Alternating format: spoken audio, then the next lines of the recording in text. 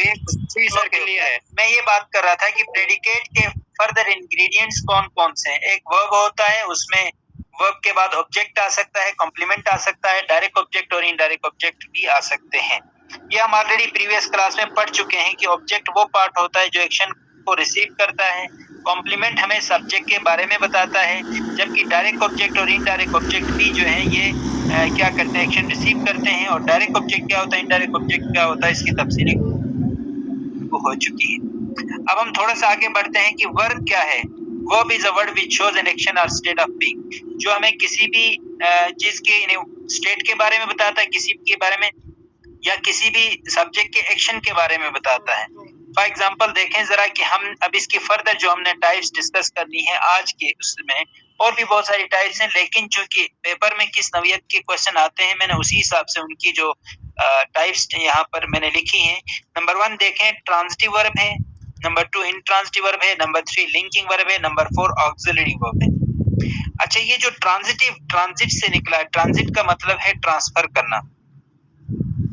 ये वर्ब क्या करता है, सब्जेक्ट से एक्शन रिसीव करता है और ऑब्जेक्ट में ट्रांसफर करता है। यानी ट्रांजिटिव वर्ब के लिए हमेशा ऑब्जेक्ट की जरूरत होती है। ये ज़हन में रख लें कि ट्रांजिटिव वर्ब के बाद हमेशा ऑब्जेक्ट आता है।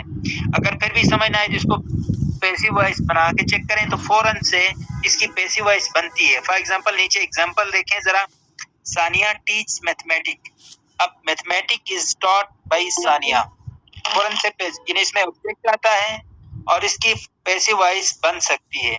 Sameer gifted me a book, a book is gifted to me by Sameer भी हो सकता है, I am gifted a book by Sameer भी हो सकता है। तो अब देखें जरा कि जिसकी पैसिव वॉइस बनेगी वो ट्रांजिटिव वर्ब होगा, या जिसमें ऑब्जेक्ट आता है वो क्या होगा, ट्रांजिटिव वर्ब होगा। इसमें देखें ही लिसन्स म्यूजिक एवरी डे, इसमें देखें म्यूजिक ऑब्जेक्ट है, उसके बाद एवरी डे एडवर्ब है। तो हमें जब भी ऑब्जेक्ट जिसमें आता है उसकी पैसिव वॉइस यहाँ पर बनती है, ये भी ट्रांजिटिव वर्ब है। देखें music is listened by him every day, तो जिसकी पैसिव वॉइस बनती है, जिसके बाद ऑब्जेक्ट आता है, अगर वो अंडरलाइन करके आपसे पूछा जाए, अगर यहाँ पर टीच अंडरलाइन किया जाए, गिफ्टेड अंडरलाइन किया जाए, लिसन अंडरलाइन करे एग्जामिनर, आपने इससे पूछ सकता है कि इसमें ट्रांजिटिव वर्ब है, इंट्रांजिटिव वर्ब है, लिंकिंग वर्ब है या ऑक्सिलरी वर्ब है। तो आप देखें कि उसके बाद ऑब्जेक्ट आया है और ये पैसिव वॉइस में चेंज हो सकता है, तो आप कहेंगे ये ट्रांजिटिव वर्ब है। अच्छा, ट्रांजिटिव वर्ब हमेशा ऑब्जेक्ट लेता है, ये भी पता चल गई कि जब इसलिए है तो आगे ऑब्जेक्ट आएगा, और वर्ब ट्रांजिटिव है तो ऑब्जेक्ट आएगा, और ऑब्जेक्ट कंपल्सरी इसके लिए होता है।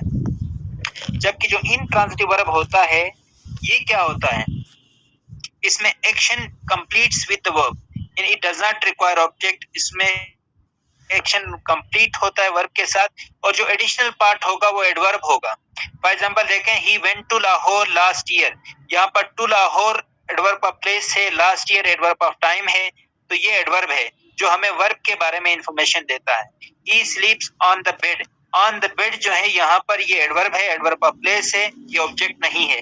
फौरन से पैसिव वॉइस बना दें, जिसकी पैसिव वॉइस नहीं बनेगी वो इन ट्रांजिटिव वर्ब होगा। देखें जरा, for example he rights meticulously, he speaks fluently, तो यहाँ पर देखें जरा कि इसकी पैसिव वॉइस नहीं बनती है, action is complete with the verb और it does not require any object, और फिर फर्दर जो पार्ट आता है वो बुनियादी तौर पर एडवर्ब होता है जो वर्ब को डिस्क्राइब करता है, ऑब्जेक्ट नहीं होता है, एक्शन रिसीव नहीं करता बल्कि उस वर्ब को फर्दर क्वालिफाई करता है, उसको एक्सप्लेन करता है, उसको फर्दर डिस्क्राइब करता है। यहाँ तक क्लियर है?